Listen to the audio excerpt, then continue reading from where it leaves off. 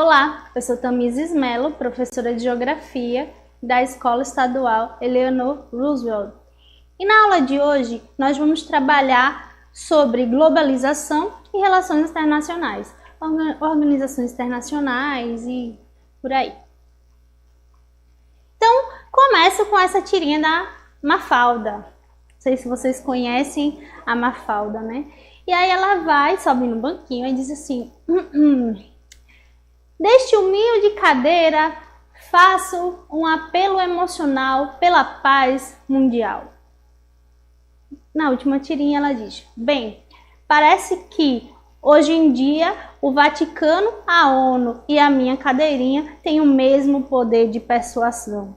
Ou seja, ela traz uma crítica bem forte, né, a esses organismos internacionais, que eles pregam, falam muito de paz mundial, de solicitar a paz mundial, a paz entre os países, mas em muitos casos existem vários conflitos e tensões mundiais que eles não conseguiram resolver muito bem, né? Mas vamos conhecer mais sobre esses organismos internacionais, né? Então, o que são essas organizações internacionais? Corta para o slide. Organismos ou organizações internacionais, também chamados de instituições multilaterais, são entidades criadas pelas principais nações do mundo com o objetivo de trabalhar em comum para o pleno desenvolvimento das diferentes áreas de atividade humana, política, economia, saúde, segurança.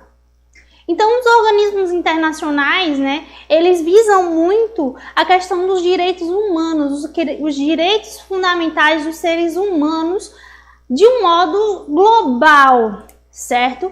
Eles tentam influenciar os países do mundo, né, sem tirar a autonomia e a soberania dos países, mas visando melhorar essa questão dos direitos humanos internacionais, certo? Então, dentre os direitos humanos internacionais, né, está a questão da saúde, da educação, né? Então, eles também buscam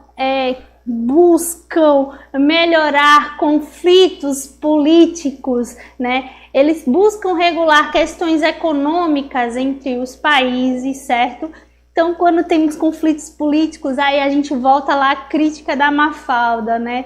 Ela no banquinho dela pedindo a paz mundial tem tanta voz quanto os organismos internacionais. Infelizmente, apesar deles existirem, eles pregarem muito essa questão dos direitos humanos, de tentarem resolver alguns conflitos, porém, muitas vezes eles não são ouvidos.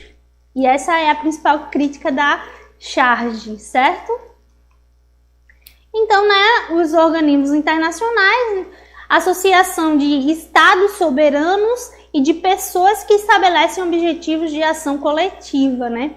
Então, esses objetivos são oficializados por meio de tratado multilateral, denominado de carta, estatuto, ato constitutivo, né? E elas podem ser governamentais ou privadas. Então, volta para mim. Então, como eu estava explicando, né, esses organismos internacionais é uma associação de estados. Quando eu digo aqui estados, eu estou falando de estados nacionais, certo? Que a gente tem uma diferença entre o estado de Pernambuco, que é uma unidade federativa, ou seja, faz parte da União, e o estado nacional, que é o país, é o que a gente chama de país, certo? Que tem a sua soberania sobre todo o seu território. Então, aqui a gente está falando dos estados nacionais, ou seja, uma associação de países que têm as suas soberanias, porém, eles buscam objetivos coletivos, visando essa coletividade, no caso mundial, certo? Em alguns casos. Então, essas organizações, né, elas podem ser definidas como uma sociedade, né, entre esses estados, como eu estava explicando, e atuam seguindo 4 orientações estratégicas. Volta para o slide. Então, vamos ver essas orientações estratégicas, né? Adotar normas comuns de comportamento político-social entre os países membros. Prever, planejar, concretizar ações em casos de urgência. Então, eles buscam soluções de crises no âmbito nacional ou internacional, né? Originadas por conflitos, catástrofes, certo? Realizar pesquisa conjunta em áreas específicas, prestar serviços de cooperação econômica, cultural, médica. Volta para mim.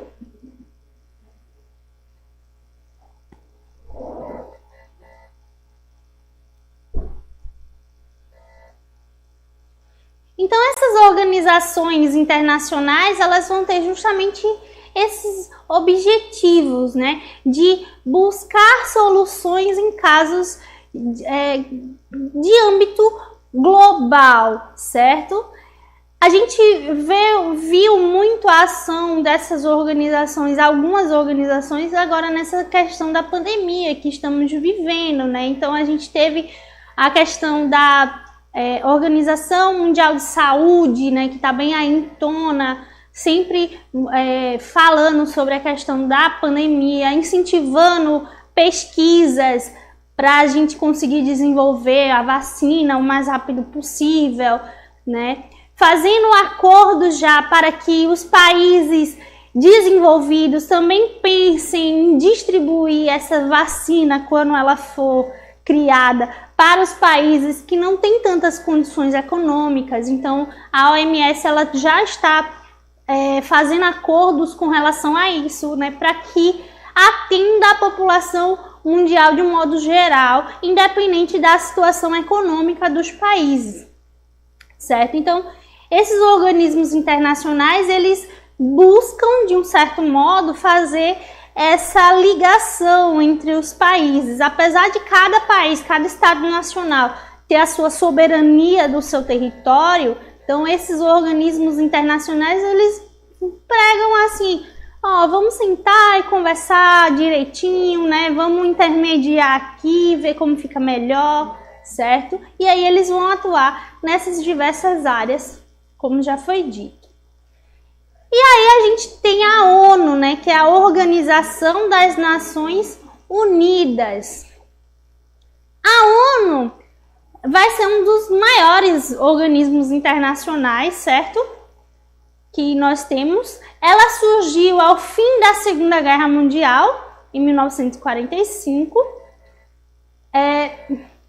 em substituição da antiga Liga das Nações, né? E o objetivo é promover a paz e a segurança mundial. Então, a ONU ela surge, né, após esse período da guerra, certo?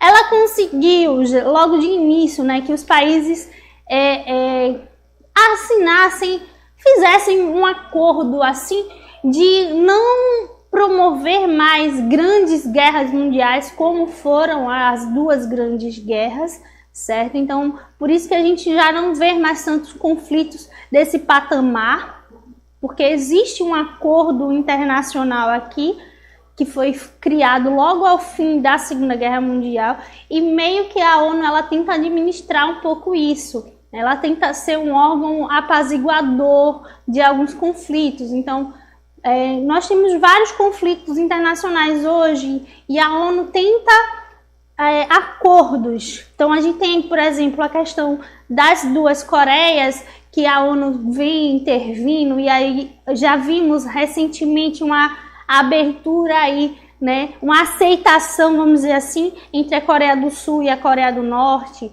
A gente tem os conflitos lá na região de Israel, né? A ONU também interviu bastante nessa questão da Síria, dos refugiados, meio que criar uma consciência entre os países de abrigar esses refugiados aí dos conflitos sírios. Então, ela vem meio que trazer fazer esse acordo, amenizar algumas situações de um modo internacionais, sempre tentando promover aí a paz e a segurança mundial.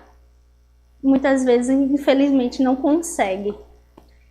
Então aqui eu trago alguns conflitos, né, que a ONU não conseguiu impedir, né? Então a gente teve a guerra entre as duas Coreias, isso já é pós a Segunda Guerra Mundial, então a guerra entre as Coreias, que teve a separação da Coreia do Sul e Coreia do Norte, a invasão do Vietnã pelos Estados Unidos, né? O conflito entre israelenses e palestinos que dura até hoje, a ocupação do Iraque, né, por tropas lideradas pelos Estados Unidos em 2003, a Primavera Árabe, que é o que meio que gerou a guerra na Síria também, né, que, como meio consequência dessa Primavera Árabe, a gente teve esse conflito na Síria que perdura até hoje, né, e tem a questão dos refugiados sírios muito forte aí, desabrigados, que a gente vem acompanhando, basta ver os jornais que a gente vê bastante essa situação da Síria, dos conflitos sírios, certo? Então a ONU tentou intervir, impedir, vamos dizer assim, esses conflitos, mas infelizmente não conseguiu. Por isso que aí a gente trouxe logo de início aquela charge, né, da Mafalda criticando a ONU. Por mais que eles falem sobre a paz, tentem fazer... tentem amenizar essas relações conflituosas, muitas vezes eles não conseguem, eles não são ouvidos, né, no âmbito internacional. Então a gente tem também a Organização Mundial do Comércio, que é a OMC, certo? É o organismo responsável por fiscalizar, incentivar a liberalização do comércio no âmbito global. A OMC tem a função de coordenar e administrar acordos de livre comércio entre as nações, né? É integrada por 164 países. A OMC monitoria políticas comerciais, certo? Então, existem vários países. A sede da OMC, que é a que eu trago aqui na imagem, né? Fica lá em Genebra, na Suíça, certo? E, como eu disse, existem 164 países membros da Organização Mundial do Comércio, e aí eles fazem acordos, sejam acordos bilaterais entre países diretos, ou sejam também os acordos dos blocos econômicos, eles também são firmados aí com a parceria junto com a Organização Mundial do Comércio, tá?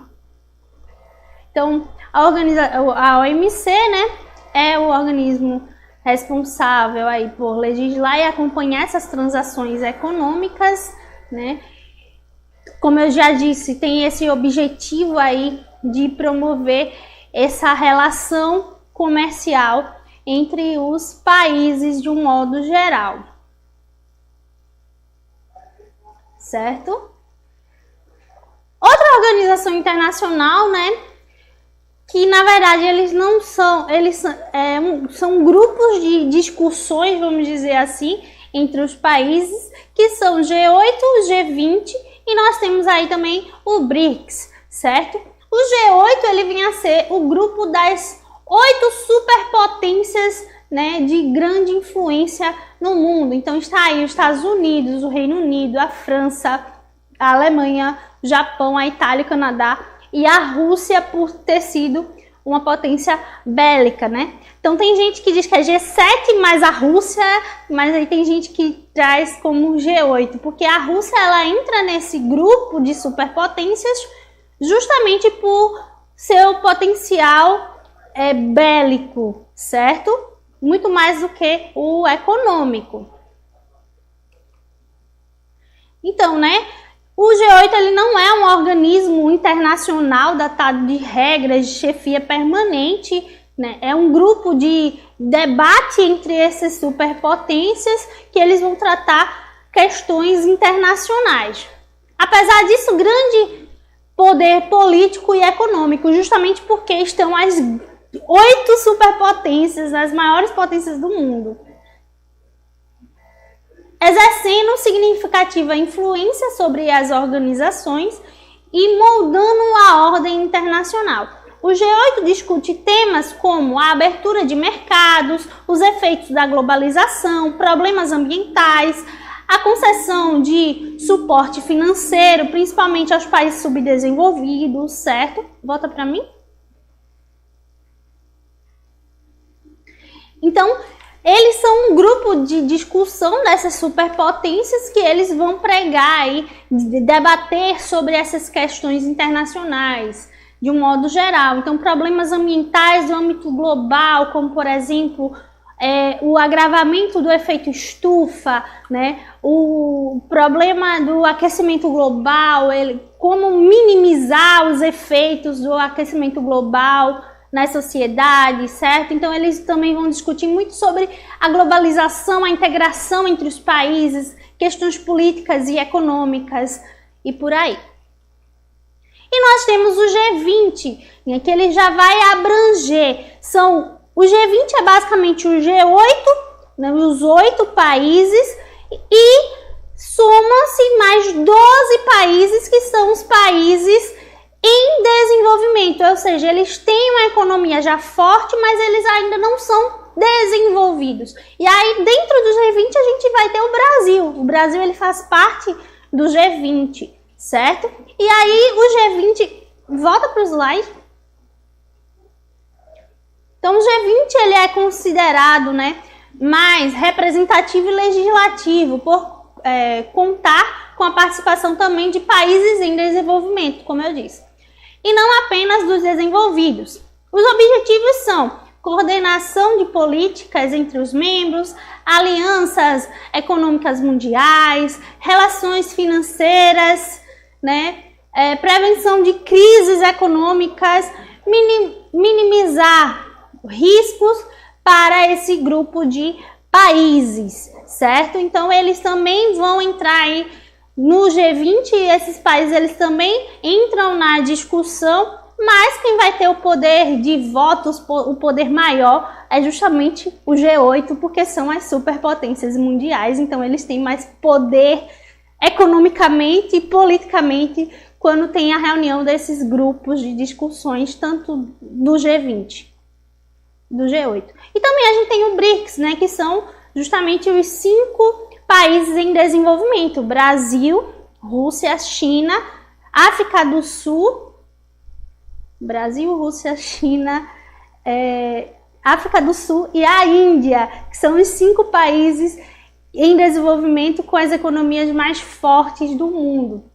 Eles também formam um pequeno grupo de discussão, mas esses países, eles fazem parte aí do G20 também. Tá? E aí temos os movimentos sociais e as ONGs, né, que são as organizações não governamentais que vão atuar, né, em várias áreas aí, com o intuito de não ter uma lucratividade e com o interesse público de gerar benefícios à sociedade. Bom, é isso, fico por aqui. Espero que vocês tenham aproveitado a aula de hoje e espero vocês na próxima aula. Até mais, tchau!